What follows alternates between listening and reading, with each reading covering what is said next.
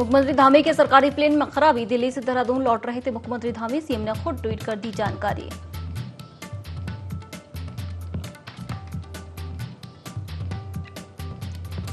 चारधाम यात्रा के लिए श्रद्धालुओं की संख्या तय। उत्तराखंड में 3 मई से शुरू हो रही चारधाम यात्रा। प्रतिदिन दर्शनार्थियों की संख्या की गई निर्धारित।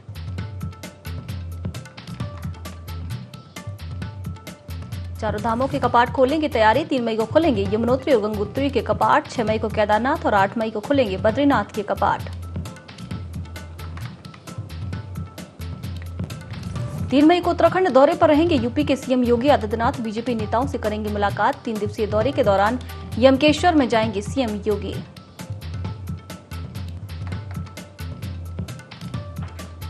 स्वास्थ्य मंत्री धन सिंह रावत ने प्रदेश को तंबाकू मुक्त बनाने के अभियान का किया शुभारंभ। 30 मई तक चलेगा जागरूकता अभियान। 31 मई लोगों को दिलाई जाएगी तंबाकू छोड़ने की शपथ।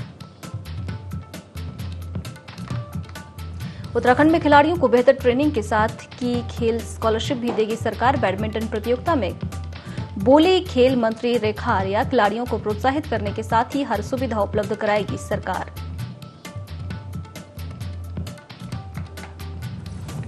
और नौगढ़वाल राइफल के जवान बागसिंह देवाल की सड़क दुर्घटना में मौत। कांडे गांव के रहने वाले थे बागसिंह देवाल। परिजनों में शोक की लहर।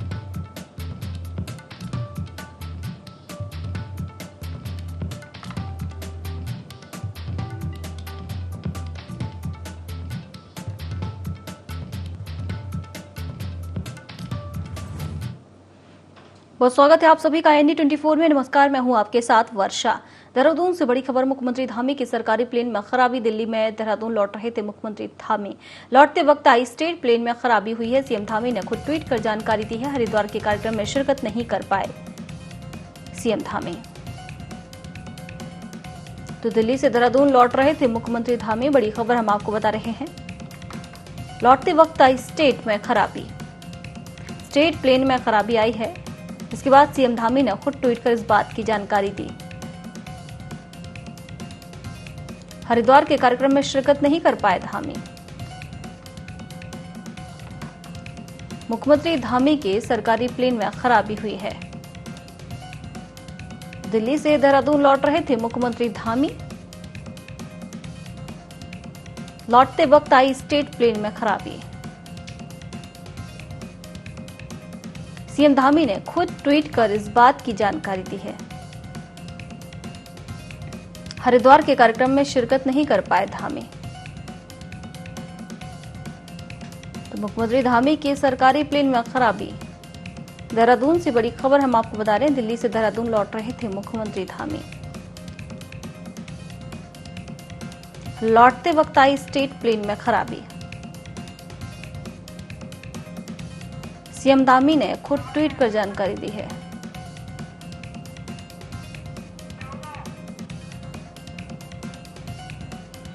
और स्टेट प्लेन में खराबी के कारण शिरकत नहीं कर पाए सीएम धामी कार्यक्रम में। दिल्ली से देहरादून लौट रहे थे मुख्यमंत्री धामी। ज्यादा जानकारी के लिए हमारे साथ संवाददाता कैलाश जुड़ चुके हैं। कैलाश, स्टेट प्लेन में खराबी आई है। कैलाश, सुन पा रहे हैं? बिल्कुल वर्षा, आपको बताना चाहूंगा कि मुख्यमंत्री पुष्कर धामी दिल्ली एक कार्यक्रम में शिरकत करने के लिए गए थे। वहां से देहरादून उनको लौटना था। तो जैसे ही सुबह 7:30 बजे मुख्यमंत्री पुष्कर धामी उत्तराखंड सदन से एयरपोर्ट की ओर जा रहे थे तो अचानक उनके जो स्टेट प्लेन था उसमें खराबी होने के कारण उनको एक हरिद्वार के कार्यक्रम में देव संस्कृत विश्वविद्यालय में जो है वृक्षारोपण कार्यक्रम में शिरकत करना था। उसमें मुख्यमंत्री पुष्कर धामी नहीं पहुंच पाए, जिसकी जानकारी मुख्यमंत्री पुष्कर धामी ने खुद जो है ट्वीट करके जानकारी दी है। उसी में ट्विटर नहीं, अपने ट्विटर हैंडल पर वीडियो भी साझा किया गया है, जिसके कारण जो मुख्यमंत्री के कई प्रोग्राम यहाँ पर लगे हुए थे जिनमें मुख्यमंत्री पुष्कर धामी शिरकत नहीं कर पाए, जिसके कारण अभी 12 साढ़े 12 बजे के लगभग का वक्त था। एक रोपवे का उद्घाटन मुख्यमंत्री पुष्कर धामी को करना था मसूरी में, उस पर भी मुख्यमंत्री पुष्कर धामी समय से नहीं पहुंच पाए। वर्षा, चलिए, बहुत शुक्रिया हमारे साथ जुड़ने के लिए। तो सीएम धामी ने खुद इस बात की जानकारी ट्वीट करके दी है कि वो हरिद्वार के कार्यक्रम में शिरकत नहीं कर पाए हैं।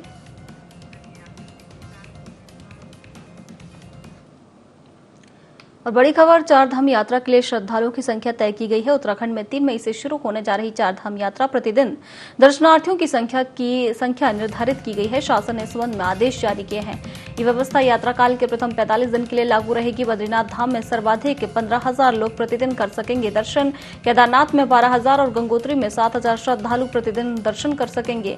यमुनोत्री में सबसे कम 4,000 लोग प्रतिदिन दर्शन कर सकेंगे और अब तक करीब 2.90 लाख श्रद्धालु पंजीयन करा चुके हैं। तो शासन ने इस संबंध में आदेश जारी किए हैं। ये व्यवस्था यात्रा काल के प्रथम 45 दिन के लिए लागू रहेगी। हमारे साथ कैलाश संवाददाता लगातार बने हुए हैं। कैलाश, श्रद्धालुओं की संख्या निर्धारित की गई है।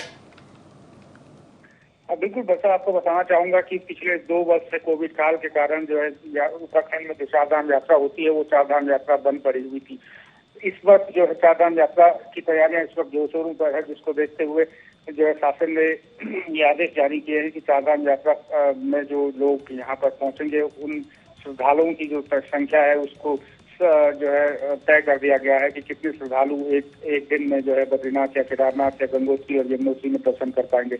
अगर हम बद्रीनाथ की बात करें तो बद्रीनाथ में 15,000 श्रद्धालु एक दिन में दर्शन कर पाएंगे। उस केदारनाथ में रोज जो है 12,000 भक्त जो है दर्शन कर पाएंगे। गंगोत्री की अगर बात करते हैं तो गंगोत्री में 7,000 श्रद्धालु एक दिन में दर्शन कर पाएंगे। वहीं यमुनोत्री की बात करें तो 4,000 भक्त यहाँ पर जो है दर्शन कर पाएंगे। फिलहाल ये व्यवस्था जो है 45 दिनों के लिए तय की गई है। आने वाले जो समय में जो है सरकार इसमें परिवर्तन भी कर सकती है। हालांकि आपको बता दूं कि जो श्रद्धालुओं की जो संख्या जो तय की गई है वो व्यवस्था के आधार पर सरकार ने की है, ताकि किसी आने वाले पिलग्राम्स को श्रद्धालुओं को किसी तरह की कोई दिक्कत न हो। सरकार बिल्कुल मुस्तैदी के साथ सारी व्यवस्थाओं पर नजर बनाए हुए है, क्योंकि जिस प्रकार की व्यवस्थाएं जिस धाम में मौजूद हैं उसी के आधार पर सरकार ने यह तय किया है कि कितने श्रद्धालु एक दिन में किस धाम में जाकर दर्शन कर पाएंगे। बस बिल्कुल, हमारे साथ बने रहिए, खबरों का अपडेट लगातार लेते रहेंगे आपसे। और चार धामों के कपाट खोलने की तैयारी है। 3 मई से सुबह 11:15 पर खोलेंगे गंगोत्री के कपाट, 3 मई को दोपहर 12:15 बजे खोलेंगे यमुनोत्री के कपाट, 6 मई को सुबह 6:25 पर खोलेंगे केदारनाथ के कपाट और 8 मई को सुबह 6:15 पर खोलेंगे बद्रीनाथ के कपाट। सभी देव डोलियों के पहुंचते ही चारों धामों के कपाट खोले जाएंगे। बड़ी खबर हम आपको बता रहे हैं, चारों धाम के कपाट खोलने की तैयारी जारी है। 3 मई को सुबह 11:15 बजे गंगोत्री के कपाट खोले जाएंगे। तो गंगोत्री, यमुनोत्री, बद्रीनाथ, केदारनाथ, इन चारों धामों के कपाट खोले जाएंगे। कपाट खोलने की तैयारी जारी कर दी गई है। 6 मई को सुबह 6:25 पर केदारनाथ के कपाट खोलेंगे। 8 मई को 6:15 पर बद्रीनाथ के कपाट खोले जाएंगे। और इसी खबर पर ज्यादा जानकारी के लिए कैलाश संवाददाता लगातार बने हुए हैं। कैलाश, टाइम फिक्स कर दिया गया है, चारों धाम के कपाट अब खोले जाएंगे। श्रद्धालुओं की जो राह देख रहे थे श्रद्धालु दर्शन करने के लिए, अब उनकी उम्मीदें कहीं ना कहीं अब बिल्कुल, अगर चार धाम यात्रा की तैयारियों की अगर हम बात करें तो चार धाम जो यात्रा है उसकी तैयारियां बिल्कुल सरकार के द्वारा मुस्तैद तरीके से की गई है। और इस वक्त अगर हम आपको बताएं कि चार धाम यात्रा के लिए जो है पहला जत्था भी यहाँ से रवाना हो गया है। हालांकि अगर हम बात करें कि कपाटों के खुलने की तो 3 मई को दोपहर 12:15 पर यमुनोत्री के कपाट खुलेंगे। वहीं 3 मई को 11:15 पर जो है गंगोत्री धाम के कपाट खुलेंगे। वहीं 6 मई को 6:25 पर जो ब्रह्म मुहूर्त होता है वहाँ केदारनाथ धाम के कपाट खुलेंगे। 8 मई को सुबह 6:15 पर बद्री धाम आश्रम के जो है कपाट खुलेंगे। सभी जो देव डोलियां हैं प्रदेश के कोने कोने से जो देव डोलियां गंगा स्नान करके जो धामों की ओर रवाना होती है उनकी रवानगी यहाँ से हो चुकी है। धाम में पहुंचना उनका लगातार जारी यहाँ पर है। बच्चा, चलिए, बहुत शुक्रिया हमारे साथ जुड़ने के लिए। चारों धामों के कपाट खोलने की तैयारी लगातार जारी है। और अब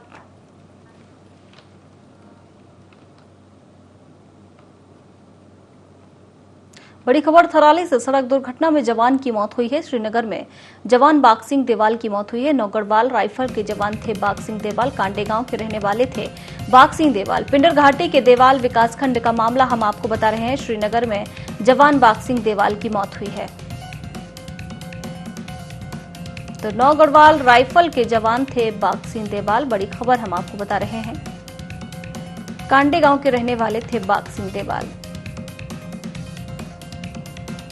पिंडर घाटी के देवाल विकास खंड का मामला हम आपको बता रहे हैं। सड़क दुर्घटना में जवान की मौत हुई है। संवाददाता मोहन हमारे साथ जुड़ चुके हैं ज्यादा जानकारी के लिए। मोहन, एक सड़क दुर्घटना में जवान की मौत हुई है। जी बिल्कुल, आपको बताना चाहूंगा कि कांडे निवासी देवाल के दूरस्थ गांव जो कांडे है वहां के निवासी और 9 गढ़वाल राइफल में ये तैनात है। जम्मू में इनकी तैनाती उस समय थी और जो काफिला इनका जा रहा था उसमें सड़क दुर्घटना में ये हादसे का शिकार होकर आकस्मिक निधन से पूरे पिंडर घाटी की बात करें तो पूरी घाटी में शोक की लहर छा गई है। और क्षेत्रीय विधायक सहित जो ब्लॉक प्रमुख है उन्होंने इनके निधन पर गहरा दुख प्रकट किया है और अपनी संवेदनाएं व्यक्त की है। सीएम ने भी इनके निधन पर संवेदना व्यक्त। बहुत शुक्रिया हमारे साथ जुड़ने के लिए।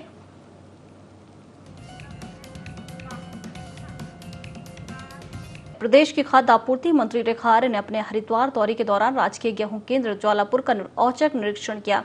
इस दौरान उन्होंने मौजूद गेहूं की नमी को परखा, साथ ही संबंधित अधिकारियों को क्रय केंद्र में होने वाली परेशानियों के बारे में जाना। मंत्री रेखा आर्य ने बरसात के मौसम में पानी भरने की समस्या के निदान के लिए जल्द निस्तारण करने के निर्देश अधिकारियों को दिए, जिसके बाद उन्होंने मजदूरों की समस्याओं को भी सुना। बता दें कि इस दौरान सीनियर विपणन अधिकारी रेवाधार, जिला पूर्ति अधिकारी श्री के अग्रवाल सहित अन्य अधिकारी वहां उपस्थित रहे।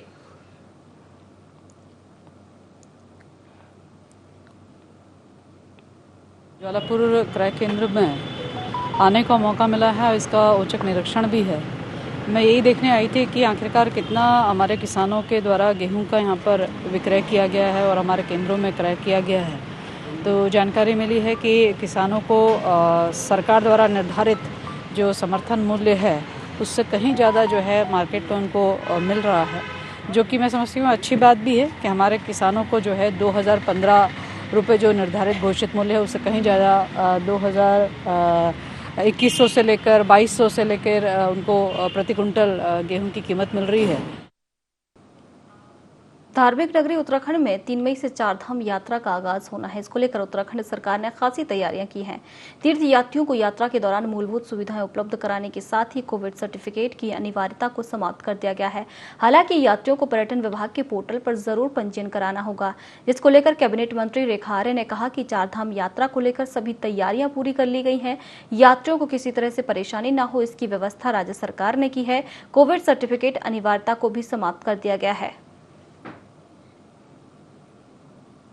कि चाहे वो उत्तर प्रदेश से आने वाले हों या किसी भी अन्य प्रदेश से आने वाले हों, लगभग सभी लोग वैक्सीन हो चुके हैं और निश्चित रूप से ये संख्या, चूंकि अभी तो उत्तराखंड में बहुत ज़्यादा कोरोना का प्रभाव हम नहीं देख रहे हैं, मुझे लगता है माननीय मुख्यमंत्री जी ने इस संदर्भ में बहुत उचित निर्णय लिया है कि इस प्रकार की अभी कोई हम लोग बॉर्डर्स पे टेस्टिंग और इत्यादि का जो है हम लोग नहीं करेंगे या RT-PCR की कंपलसरी जो है व्यवस्था हम लोग नहीं करेंगे। वो वैक्सीन होने चाहिए और लेकिन हाँ, जो अपना पर्यटन विभाग का जो साइट है उसमें वो रजिस्टर्ड होने चाहिए, ताकि ये मालूम होना चाहिए कितने हमारे दर्शनार्थी हमारे आ रहे हैं और साथ साथ में कहाँ से आ रहे हैं, वो रिकॉर्ड हमारे पास होना चाहिए। उचित फैसला स्वागत योग्य है।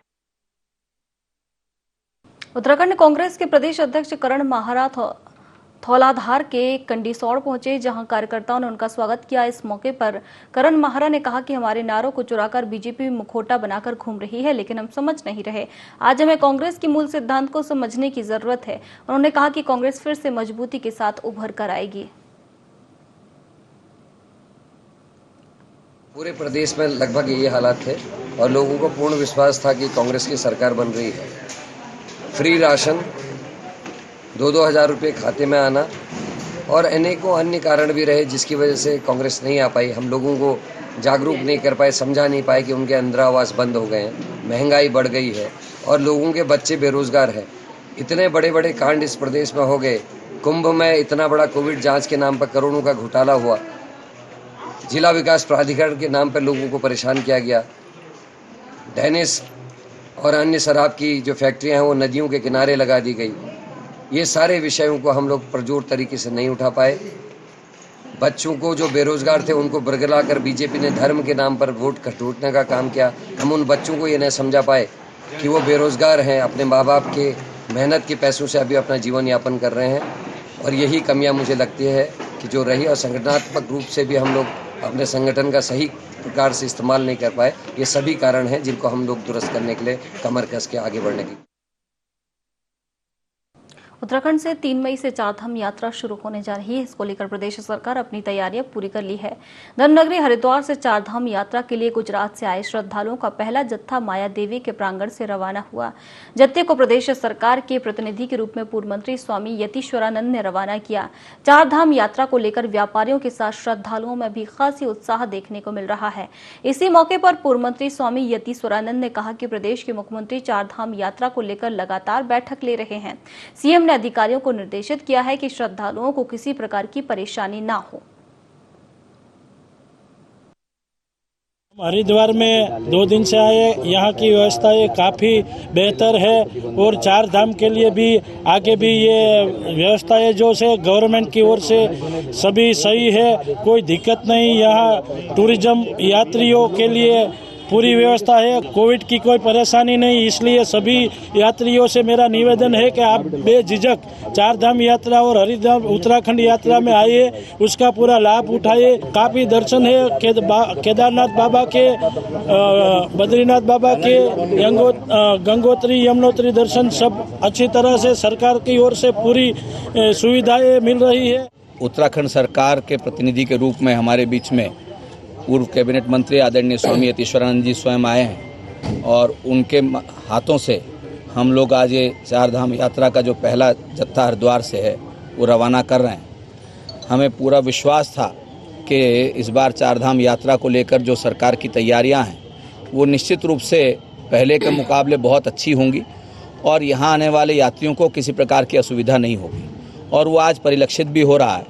पूरी तरीके से बगैर किसी बाधा के, बिना किसी विषय के, किसी परेशानी के यहाँ से हमारा ये जत्था जो है वो आज रवाना हो रहा है। और स्वामी जी ने अभी आश्वासन भी दिया हुआ है और अभी उन्होंने कहा भी कि सरकार की तरफ से किसी प्रकार की कोई बाधा चारधाम यात्रा में आने नहीं दी जाएगी। आज का दिन एक बहुत ऐतिहासिक दिन है।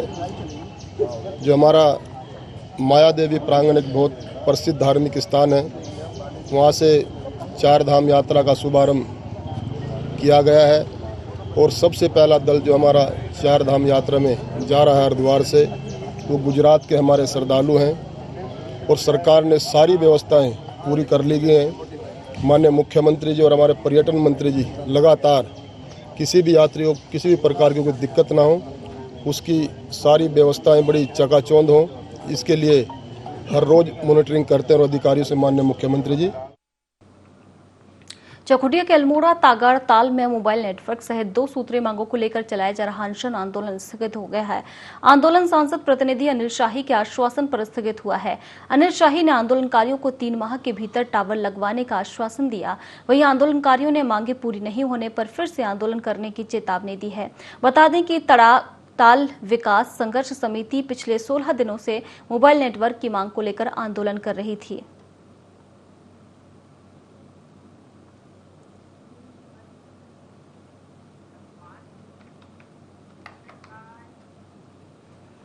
चमोली जिले के दसोली ब्लॉक के गांव रंगतोली के समीप पैराखाल पर पीडब्ल्यूडी की सड़क का हाल बेहाल है। वाहन चालक अपनी जान जोखिम में डालकर सवारियों को लाते ले जाते हैं, लेकिन इस सड़क को देखने वाला कोई नहीं है। स्थानीय लोगों का कहना है कि चमोली प्रशासन और लोक निर्माण विभाग को इस समस्या से कई बार अवगत कराया जा चुका है, लेकिन समस्या अभी भी जस की तस बनी है। इस संबंध में लोक निर्माण विभाग गोपेश्वर चमोली के प्रभारी एई ज्ञानेंद्र चौधरी अपना पल्ला झाड़ते नजर आ रहे हैं।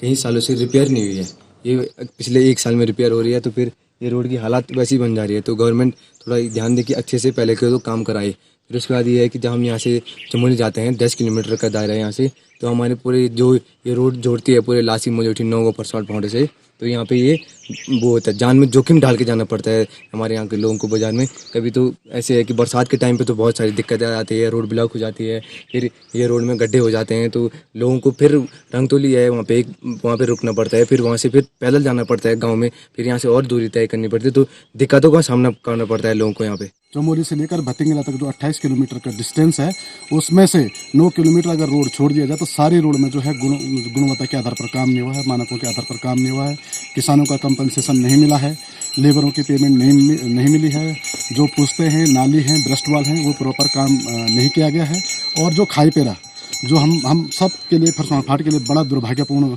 स्पॉट है। यहाँ पर लगातार जब भी इससे पहले की सरकारों को पूछा गया तो उन्होंने कहा डीपीआर बन रही है, एस्टिमेट बन रहा है, लेकिन वो खाली जो है हमको एक लॉलीपॉप दिखाते रहे। लेकिन वहाँ पर अभी भी जो हमने सूचना प्राप्त करी है कि वहाँ पर किसी प्रकार का कोई डीपीआर नहीं बना है, कोई एस्टिमेट नहीं बना है।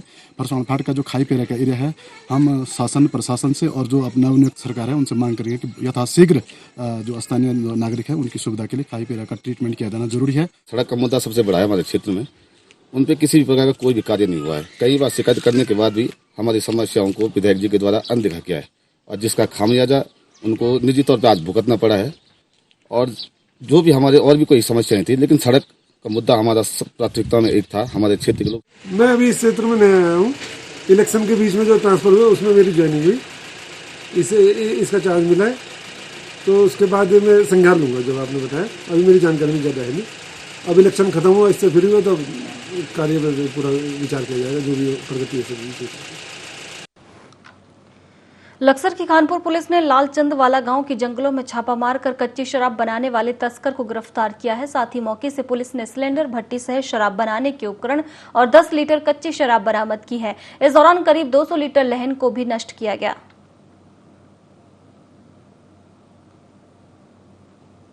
लालचंदवाला में कल पुलिस को सूचना मिली थी कि यहाँ कच्ची शराब की भट्टी चल रही है। उसमें थाना चौकी इंचार्ज जो है ये फिर गोवर्धनपुर वालों ने दबिश दी थी और मैं भट्टी के एक राजकुमार नामक व्यक्ति को जो है पकड़ा है और कच्ची शराब और भट्टी चलाने के उसमें जेल भेजा जा रहा है। पिथौरागढ़ में विधायक मयूख मेहर ने बॉक्सिंग में अंतर्राष्ट्रीय स्तर पर 2 बार एशियन गेम्स में स्वर्ण पदक जीतने वाली निकिता चंद को सम्मानित किया है। साथ ही प्रदेश में सब जूनियर महिला वर्ग में स्वर्ण पदक जीतने वाली कोमल नगर कोटी, कोमल लोहिया, कंचन कोरंगा, नेहा वल्दिया कुसुम और बालक वर्ग में सक्षम चंद, अंशु विष्ट को शॉल उड़ाकर पुस्तक भेंटकर सम्मानित किया गया। इस मौके पर विधायक मयूख मेहर ने कहा कि आज एक और जहां कुछ युवा नशे की गिरफ्त में जा रहे हैं, वहीं हमारे बीच ऐसे बच्चे भी हैं जो पिथौरागढ़ का नाम, प्रदेश का नाम अंतर्राष्ट्रीय स्तर पर रोशन कर रहे हैं।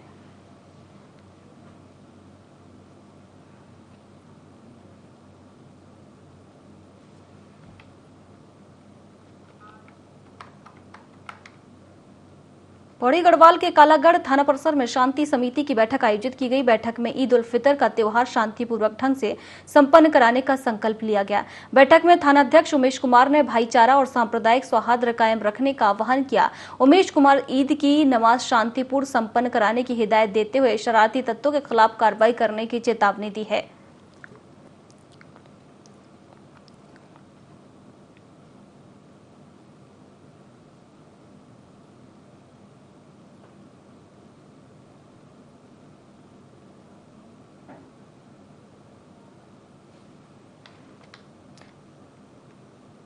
तो उमेश कुमार ने ईद की नमाज शांतिपूर्ण संपन्न कराने की हिदायत देते हुए शरारती तत्वों के खिलाफ कार्रवाई करने की चेतावनी दी है।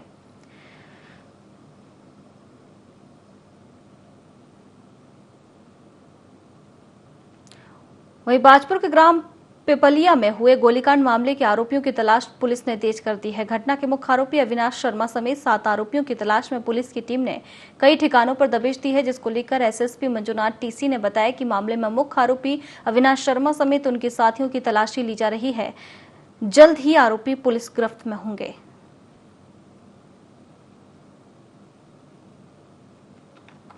26-27 की मिडनाइट को जो पिपलिया गांव में हथियारबंद बदमाशों द्वारा एक कारोबारी नेत्रपाल शर्मा के घर पे जो कई राउंड फायरिंग करके गोलियां बरसाई गई और उसका मर्डर के प्रयास किया गया। उसमें मुख्य अभियुक्त है अविनाश शर्मा और उसके साथ हथियारबंद कई सारे क्या बोलते हैं आपराधिक तत्व वाले लोग थे जो उसके गैंग में थे। उसमें एक मोहित अग्रवाल और एक दीपक शर्मा, 2 लोगों की ऑलरेडी गिरफ्तार हो चुकी है और उसमें एक आदमी को जिसको रिटर्न फायर में या डिफेंस में जो फायर लगी है उसकी तो मौत हो चुकी है, आपको पता भी है। तो कुल मिला के 7 लोग अभी भी शेष है। उसके लिए विभिन्न टीमें हमारा प्रयासरत है, अलग अलग जगह पे दबिश दिया जा रहा है और अति शीघ्र गिरफ्तारी और धरपकड़ की कार्रवाई हो जाएगी। फिलहाल खबरों में इतना ही। बने रहिए IND 24 के साथ। नमस्कार।